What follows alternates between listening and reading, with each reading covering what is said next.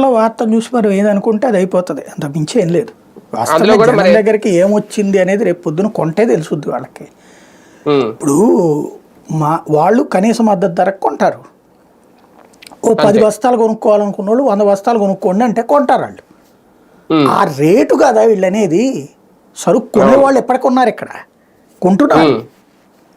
తక్కువ ఆ రేట్. మద్దతు ధరకే కొంటున్నారు. ఆ మద్దతు ధర మీద ఇంకో రూపాయికి కొంటున్నారు, ఇంకో రూపాయి ఎక్కువ వేసే కొంటున్నారు. అవును. మద్దతు ధర పెంచుతుందా ఇప్పుడు కేంద్రం? మద్దతు ధర వేరు, గిట్టుబాటు ధర వేరు, మార్కెట్ రేట్ వేరు.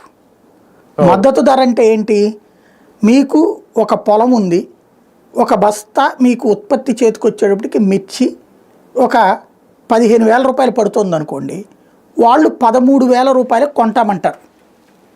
అంటే మినిమం ధైర్యం మీకు, ఒక మినిమం ధైర్యం 13,000కు కొంటారు, అంతేగాని 15,000 కాదు. మీకు అయ్యే ఖర్చు అంతా పెడతామందో ప్రభుత్వం. మద్దతు ధర అంటే అది, అంటే మీకు అయ్యే ఖర్చు కంటే రూపాయి తక్కువ కొంటది. ఎందుకు? మీకు అక్కడ బయట 10,000 ఉంది కాబట్టి. బయట వ్యాపారస్తుడు 10,000కే కొంటున్నప్పుడు నేను 13,000కు కొంటే అప్పుడు వ్యాపారస్తుడు సచ్చినట్టు మీ దగ్గరకు వచ్చి 14,000కో 15,000కో కొంటాడు కదా అన్న ఉద్దేశం. ఇది మద్దతు ధర. అదే గిట్టుబాటు ధర అంటే ఏంటి?